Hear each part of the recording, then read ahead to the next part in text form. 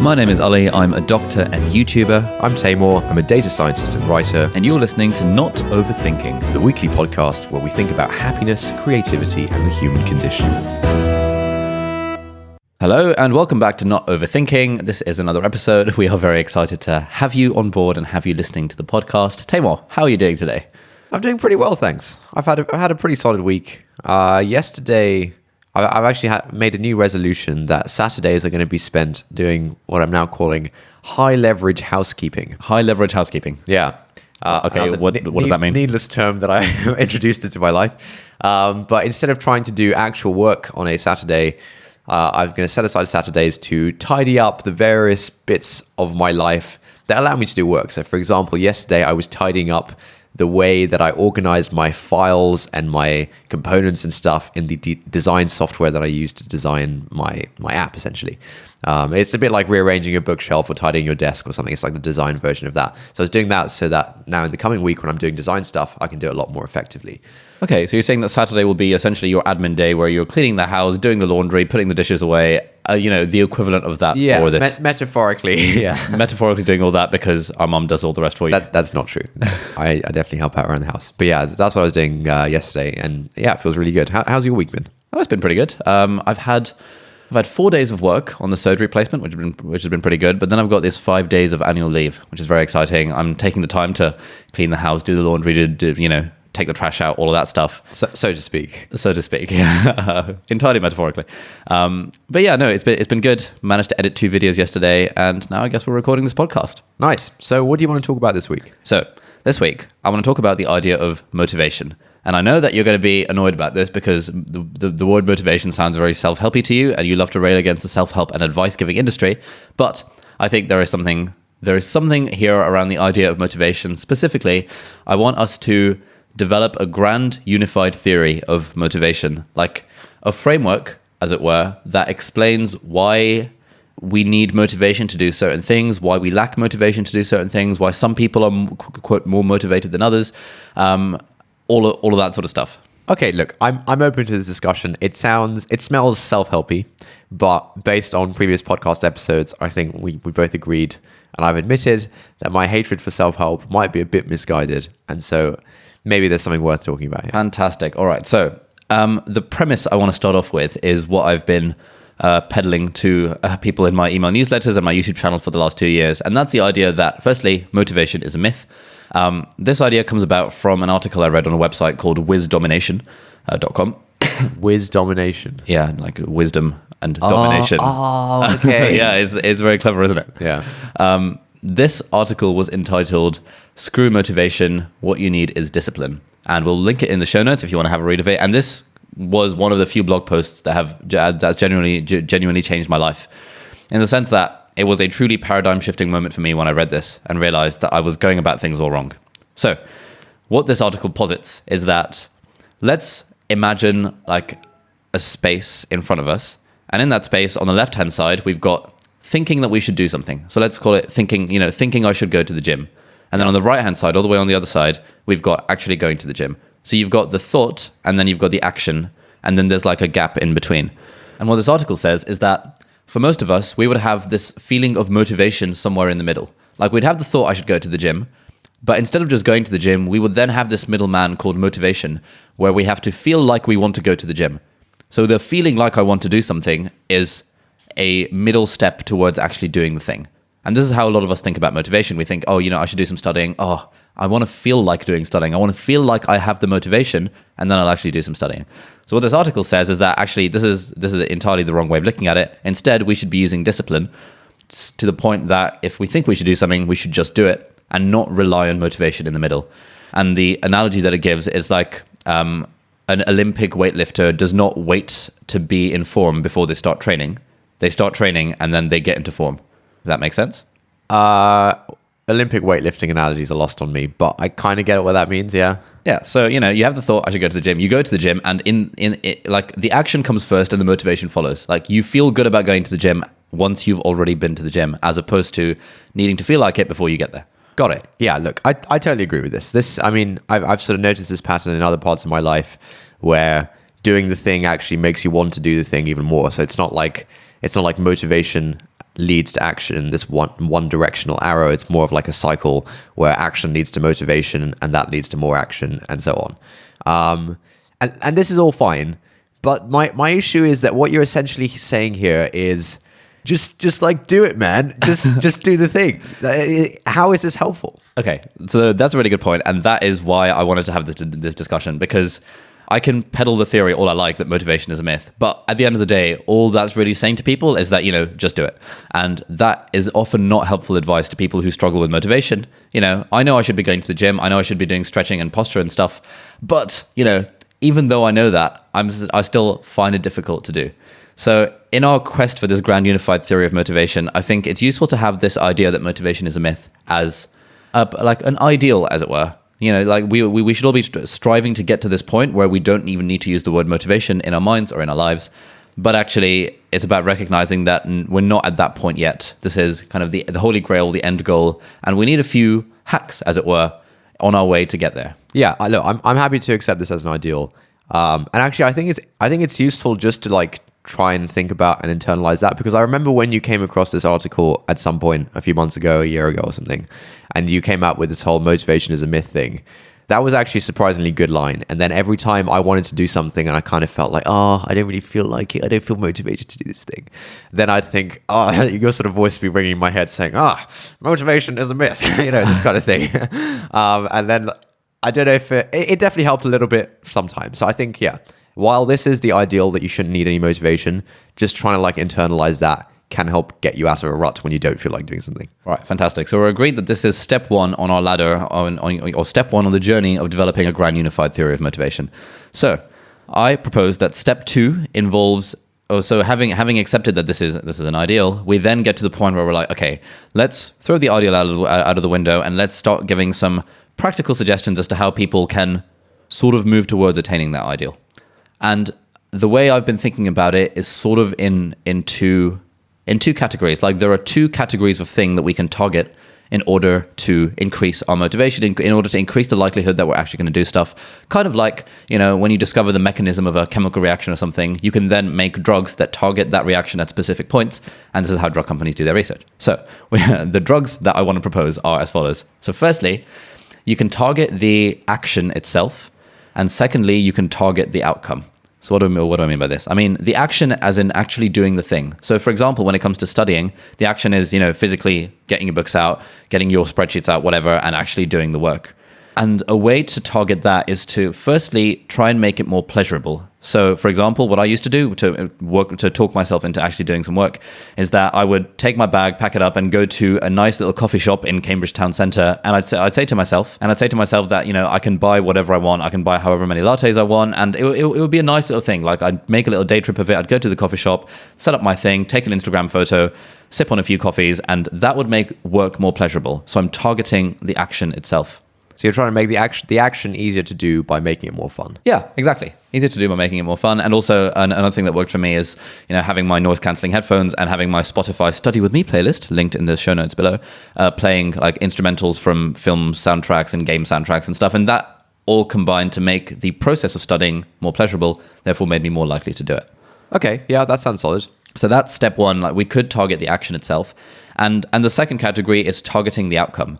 So before I talk about that, I just want to take a step back and acknowledge that when it comes to motivation, we tend to not require motivation for things that give us short-term benefit. Like, watching Netflix is fun. That counts as a short-term benefit. We tend not to be like, I need to motivate myself to sit down and watch Netflix. The categories of things we need to motivate ourselves to do tend to be the things that might be painful in the short term, but have some kind of long-term benefit. Yeah, for sure. Cool. So having decided that, the next thing we can do is target the outcome. And targeting the outcome, it basically involves making the thing that you're trying to do seem more salient, like increasing the salience of the outcome, making it more obvious what you're trying to do. Because let's say you're in year 7 and you're trying to motivate yourself to do your homework. This sort of ideal outcome of maybe for 14 years time, I want to have graduated from a good university so that I can maybe get a good job. And even though the economy doesn't really work like that anymore, I don't know. It starts to break apart where you aren't really clear of what the outcome is. Yeah, I remember like year 7 and 8 and stuff. they'd always like sit us down and say, all right, this is serious business now. You're in secondary school now. You've got to like study 2 hours a day. And at the time, 2 hours a day seemed ridiculous. 2 hours a day seemed like a hell of a lot. But actually it's not unreasonable. And yeah, it just seems so far away that I don't think anyone actually did it. And so a method of targeting the outcome is to make the outcome more salient. So some ways of doing this are, when it comes to studying, I know that some people enjoy watching videos like Study With Me videos, where you watch a study YouTuber who's at university studying, and that gives you a sort of motivation, sort of like people thinking that, oh, okay, this is where I want to be. And when you have that on a video in front of you, then you think, oh, okay, this is great. I now know why I'm doing my studying because I can get to that outcome. So you're making the outcome more salient. Is this kind of like getting inspiration? So I know like a lot of people follow, if you want to get in shape or whatever, you might follow people who have really good bodies on Instagram for fitspiration, so that you're sort of regularly reminded. Oh, fitspiration, is that a thing? Yeah, apparently. I've started doing this recently, and it's just kind of a regular reminder of like, oh yeah, that's where I want to be, and it kind of brings the outcome a bit closer to you. Yeah, that's exactly it. So basically, the fitspiration of studying is, I suppose, study YouTubers, or for example, something that you used to do. I don't know if you remember, like back in the day when you were doing your A-levels, you used to have on your desktop wallpaper. Oh no, not this! No, the desktop wallpaper, Taimur's desktop wallpaper was a background of Oxford with the University of Oxford logo at the bottom of it. Why did you do that? Look, it was a long time ago. I don't remember much. Who knows if it actually happened? I think what went through my mind was essentially this thing of like, oh man, like A-level exams are 6-8 months away or whatever. I need some motivation to actually get me to do some work now. And so I think the rough idea was basically that. I think it worked for a bit, but then it kind of sort of wore off. I don't know how useful that was for me, or even if it happened. So, okay, so we've talked about how we can target the action, and we talked about how we can target the outcome. So that's, I think, step 2 of so far what I've formulated in the grand unified theory of motivation. But there's a third point to this that I wanted to get your take on, and that's the idea of punishment. So we all know that when we get closer and closer to deadlines, that things, it becomes easier to motivate ourselves to do stuff because the pain of not doing it exceeds the pain of actually having to do it. So like if my whole dissertation is being handed in tomorrow, and I know I'm going to fail my degree if I don't hand it in tomorrow, I'm going to get it done. Like I just have to. There's no other option. Yeah. So what I've been thinking is, are there any ways that we can hack this idea of punishment to make it work in our favor more regularly than having deadlines? And there are all these various websites that are like, like you would set a target for yourself that I want to lose 10 kilograms in the next 3 months. And if you don't hit that target, the website automatically takes away, I don't know, £1,000 from your debit card and donates it to the Ku Klux Klan or, something ridiculous like that. So in a way, you're putting your money where your mouth is, and you're forcing yourself to do the thing because you actually have genuine money on the line. Oh yeah, actually, I remember in second year, I had like a shared study with a friend of mine called Arthur, and we sort of have separate bedrooms and then the shared living room study kind of area. And we both wanted to get into like a good sleeping routine and go to bed on time and wake up early and all that stuff. So at one point we started doing this thing where every night one of us would put a £5 on like the dining table in the study. £5 meaning £5. Yeah, £5 of her queen's finest. Her queen's finest. I think that's a phrase. Her queen's finest? Her Majesty's finest? I feel like Her Majesty's finest refers to policemen. Okay. No, none of those involved. Because in like American TV shows, there's like 5 of Chicago's finest. Oh yeah, that's right. Yeah. But there's definitely a phrase for there's that. An equivalent. There's some equivalent phrase for pounds. Anyway, we used to put £5 on the dining table, and then whoever would wake up first would be able to get the £5. And so we did this for a while. I think it worked at the start, but it kind of wore off quite quickly. I'm not sure it really worked for us. Okay, why do you think it wore off? Because I've got a theory. I think maybe £5 just wasn't significant enough. Yeah, exactly. That's my theory. Like £5 is a decent amount of money for the first few times you do it, and then you're like, oh, actually, I can have a lie-in. If that were, for example, £500, would you still have felt as blasé about it? No, £500 would have been pretty serious. £500 would have been enough money to get you out of bed. Yeah, I'd get out of bed for £500. Okay, so perhaps then the idea is that we have to make the punishment salient for ourselves. £5 would be a significant amount of money to a lot of people. It wasn't really to you and Arthur at the time. Equally, let's say, for example, your startup goes really well and you become a millionaire. Suddenly, £500 is not really going to seem enough money to get you out of bed. You're going to want 50,000 instead. But like the point is that whatever amount of money or amount of punishment is actually significant for you, right? Okay, yeah, fine. So then the reason I want to bring this up in this grand unified theory of motivation is because I've been talking to a few people about this recently, and I get daily messages on Instagram and via email and stuff of people being like, oh, I've got work to do, but I can't bring myself to motivate myself to do my work. Or, I'm thinking of starting a YouTube channel, but I can't motivate that genre of question. Sure. And one thing I've recently started telling people, especially on the studying front, where people being like, oh, I've got all these exams and I just sit down with my books and then I can't actually study. One thing I've been suggesting is, why don't you just find a friend and give them £500 up front and tell them that if there's ever a single day that you don't study or that you don't tick off your goals for that day, they can keep the £500 and do whatever they want with it. Okay. So I've been suggesting this to people, and not a single person has replied to that particular suggestion. Oh, man. And that makes me feel bad because people aren't replying to my messages. But also I've been suggesting this as a thing to people in real life that, hypothetically, why don't you just give 500 quid to a mate? And people always feel very uneasy about that.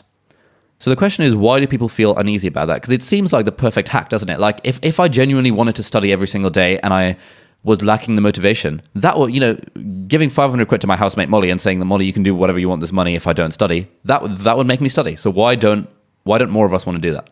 Why haven't you put your money where your mouth is? I mean, you want to get your posture good and stuff. So why haven't you tried this 500 thing? Oh no, Exactly, I haven't, and the fact that I haven't, and the fact that every time I think about it, I feel a little bit uneasy. Like, for people listening, if you imagine yourself, I'm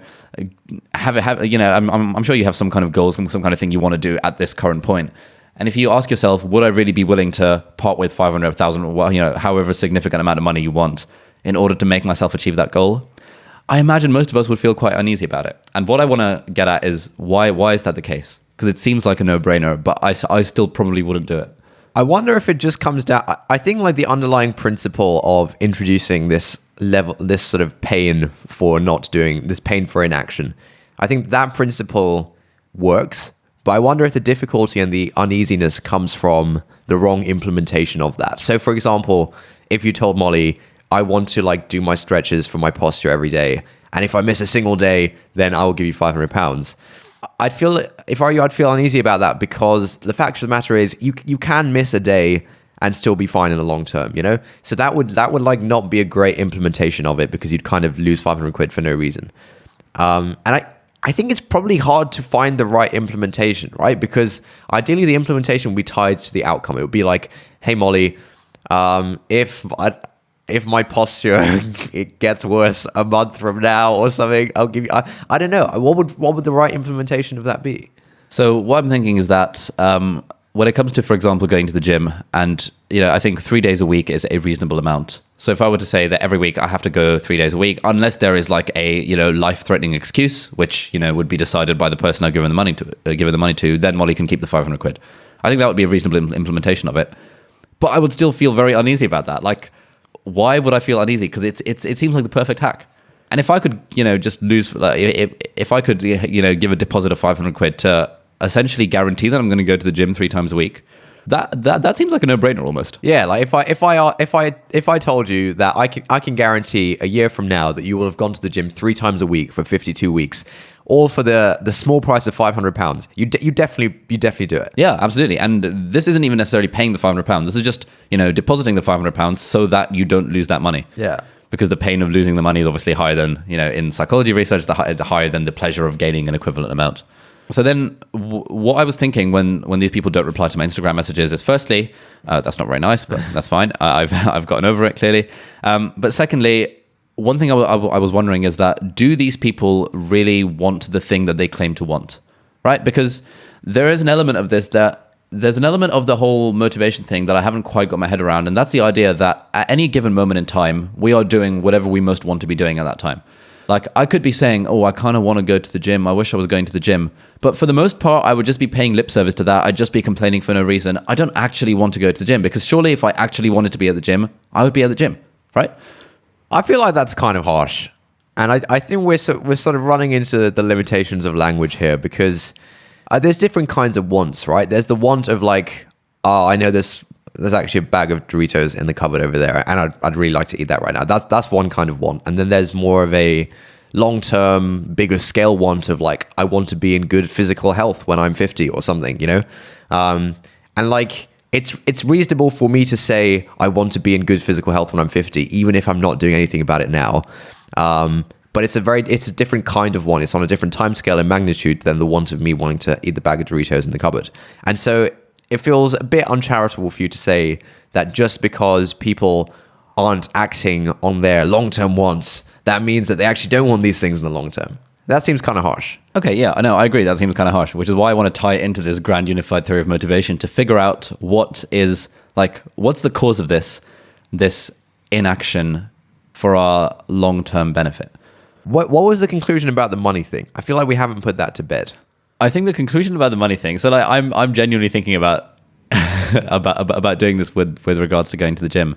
But then the other side of it is that I'm thinking that, if I actually wanted to go to the gym 3 times a week, I just would go to the gym three times a week. I feel like I've developed the motivations, discipline muscle enough in other areas of my life that, if I really wanted to, I'd do it. Just like my email newsletter, I don't need to give Molly £1,000 when I don't send out the email newsletter, because I just will. I know I will send out an email newsletter every single Sunday and have been for the last 57 weeks. Like, I kind of feel like I don't need it, but I also kind of feel that perhaps, I don't know.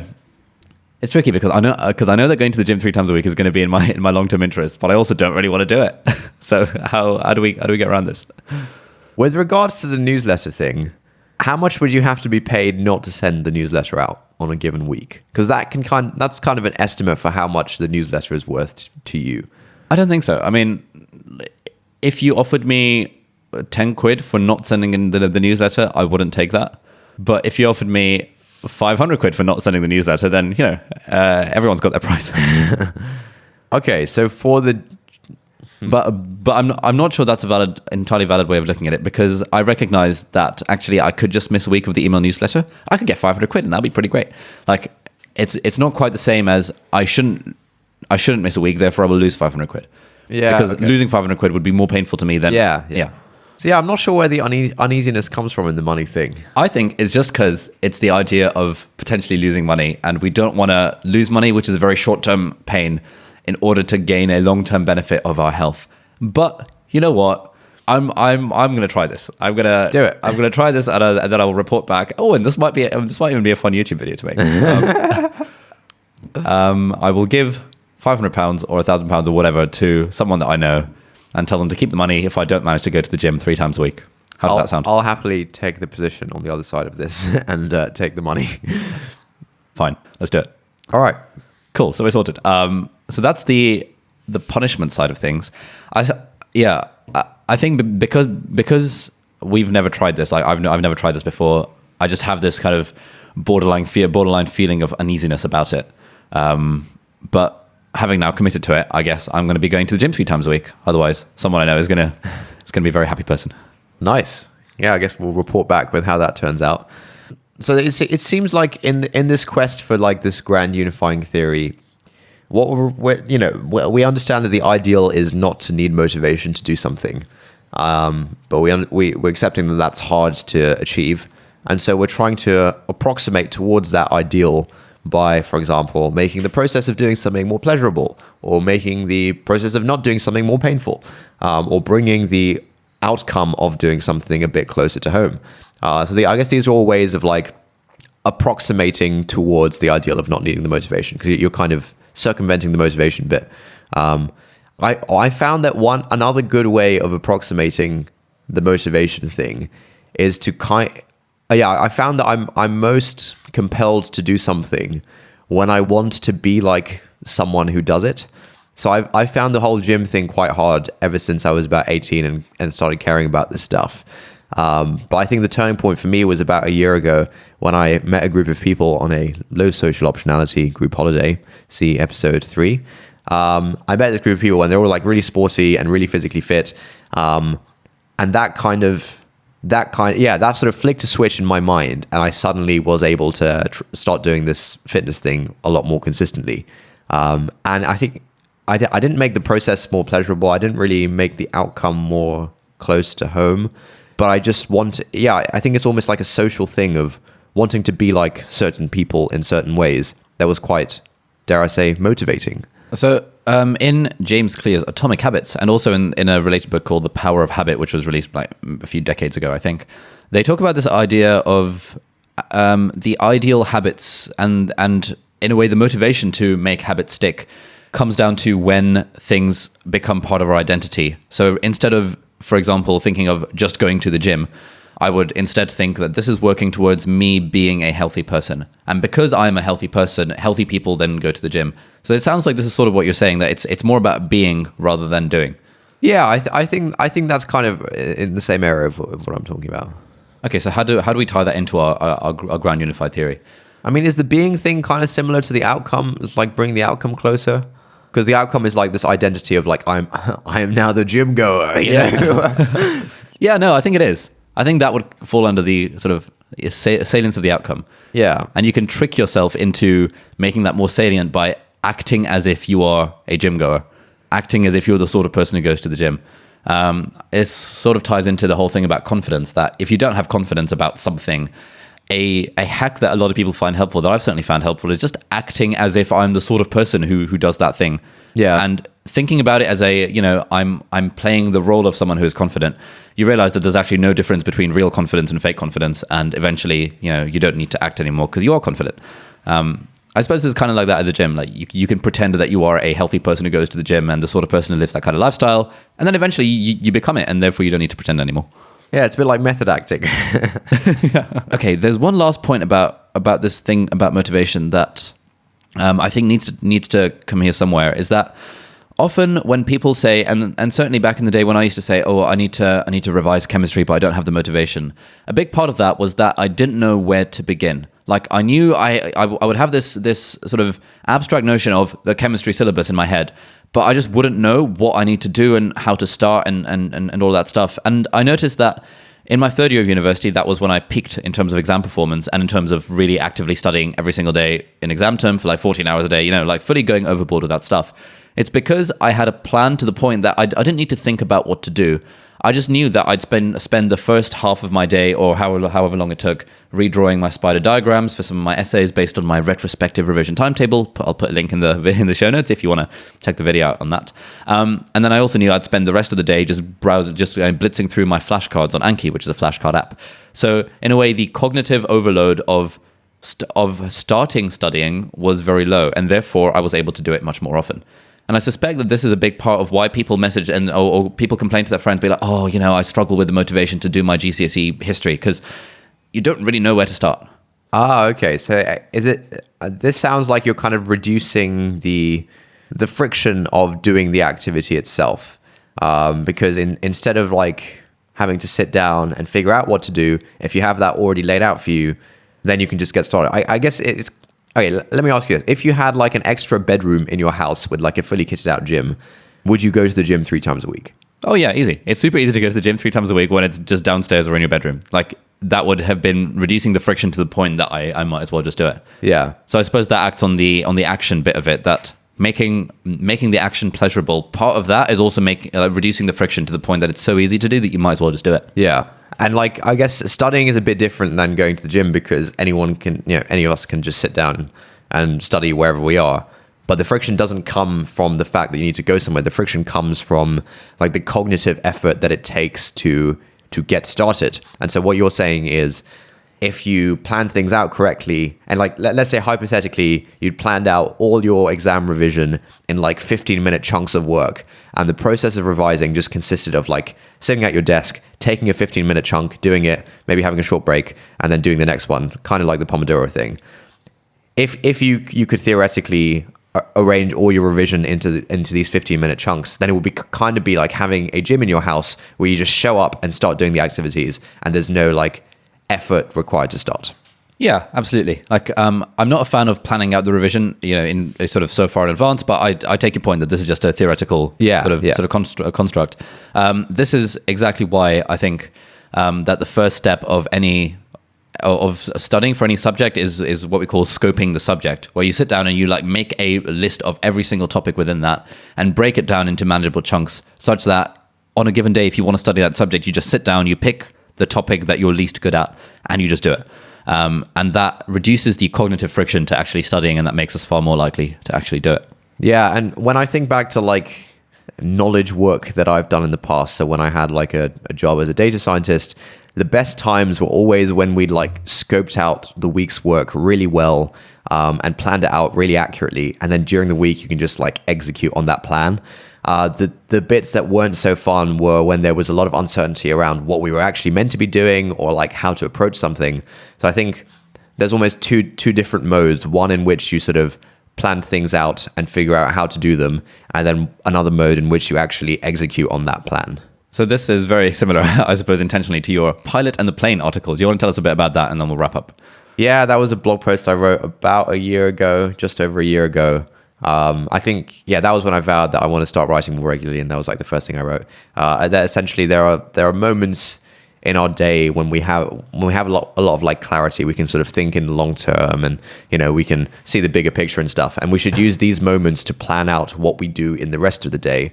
So, for example, on my commute to and from work, that was kind of like isolated time for me, where it was like 20 minutes each way, where I could just like think about stuff and see my life in the grander perspective and think, okay, what do I want to do this evening? What do I want to do tomorrow? And so on. And so that was kind of my planning time, where I was the pilot sort of dictating where the plane should go. And then during the rest of the time, like when I got home in the evening, I was just the plane, and I was just like driving along the path that the pilot has set out. Whereas if I didn't have a plan and I came home one evening, it's so easy just to like not end up doing anything because you haven't really planned it. So yeah, thinking of planning and executing as very separate modes of activity, I think has been helpful for me. Okay, awesome. So I think we'll wrap up there. I guess, to Taimur, do you want to give us a summary of the grand unified theory of motivation so far in your own words, and then we'll work out where the gaps are, and then we'll try and get some advice from our fellow listeners. Okay, so from what you're saying, it seems like the starting point of this theory is to accept the fact that motivation is a myth. That, the ideal scenario is that we think we want to do something and we actually just do that thing, rather than having this in-between step of feeling like we should do it, or feeling motivated to do it. So motivation is a myth, and actually discipline is what you need. And actually just internalizing this fact is useful, because then the next time you kind of feel like, oh, I don't really feel like doing this thing, or I don't really feel motivated, then you can think back to this and think, oh, actually, that doesn't really exist. I should just do it. However, it's not too useful. And so we still need the hacks that Ali's a big fan of. And there's sort of two categories of these, I guess. The first is regarding the actual action that you need to do. So to make it easier to do the thing you need to do, you can make it more pleasurable to do the action. So Ali sort of used to go to a coffee shop and buy some lattes and have a nice Spotify playlist when he was studying, so that it just made the process a lot more pleasurable. And the other side to that coin is that you could make the process of inaction less pleasurable. So, for example, having a deal with your friend that you have to pay them a bunch of money if you don't do something, that would make not doing it more painful, and so it might actually push you towards doing it. So that's the action side. And then I guess the other side is making the outcome more salient. So like a lot of the things that we want to do are quite long-term things with no short-term payoffs, like, studying for exams that are many months away or years away, or going to the gym, which, pays off on the time frame of months or years. Bringing that outcome closer to you can kind of inspire you into action, I guess. And yeah, good ways to do that are like, watching a YouTube study with me video by Ali Abdal before you sit down to study, yes. Or following like, people with good bodies on Instagram to regularly remind you of like, oh, that's where I want to be, that kind of thing. And then we also had this piece about planning and sort of operating in two different modes, where you spend some time up front to plan out what you need to do, so that there's very little friction when it comes to actually doing it. I guess it's reducing friction is really what this final piece is. Cool. Yeah, that sounds like a pretty reasonable summary. I think there are still a few bits and bobs in this grand unified theory of motivation that we haven't quite, for example, this thing about planning. It doesn't quite fit onto. It doesn't quite map onto this. Yeah. This theory yet, but. if you guys have any thoughts about motivation, things that motivate you, things that mean that you can bypass requiring motivation in the first place, do please send us an email at hi@notoverthinking.com. That's HI. Although I suppose we have a wildcard set up, so anything. Yeah, anything at notoverthinking.com would actually work. So please do send us an email. We definitely do want to be featuring people's responses. I think one of the ideas that I had is that, for example, every 4 episodes, every month, we would do a roundup episode where we sort of spend 10 minutes just talking about the 4 things that we discussed that month, and then kind of putting in viewer feedback, putting in audience feedback into there to try and develop the theory a bit more. We're definitely going to try doing that. So if you want to send us like an audio clip or something, just like record something on your phone and send it in, or just write something and send it our way, that would be really awesome. Yeah, that would be great. We actually had an email from someone suggesting that we sort of pick back up on the topics we've discussed previously, because in all these topics, these are just sort of the start of conversations about them, and it will be good to like take these conversations further with other people. Absolutely. So, final segment. I did it last week. Taimur, what's your funny insight of the week, or funny thing that you discovered this week? Funny thing that I discovered this week. I guess this is an insight relating to funny things, but I've sort of noticed that the things I find funniest are the things that are sort of very, very niche that few people would get. So the jokes about like intersections of some of your personal interests. I find that those are a lot funnier almost because of the fact that few people get it. So I remember back, around 3rd, 4th year of university, these like subject-based meme pages were really taking off on Facebook, where like you basically had to have been studying this subject at university to get these memes, and that's quite like a niche thing, like university level maths memes or like university level clinical school memes, and the fact that they're quite niche just makes it a lot funnier for some reason. So I know there was a tweet that I saw yesterday on Twitter where essentially there's this phenomenon at the moment in a lot of cities where there's sort of scooters that you can rent via an app, right? So this is really big in the Bay Area. It's really big in Paris. London had them at some point, and then they got banned, but I think they're figuring out some regulation. Anyway, so some new like scooter company launched. There's a bunch of these now. They're all basically the same. And some guy tweeted sort of sarcastically, this guy was like a venture capitalist, like a tech investor who might invest in a scooter company. And he tweeted that, I wonder what the PowerPoint slide looked like in their sort of investment deck, where they looked at the competition. And he sort of drew this chart of like, with sort of 2 axes. One of the axes was can hold your drink versus can't hold your drink.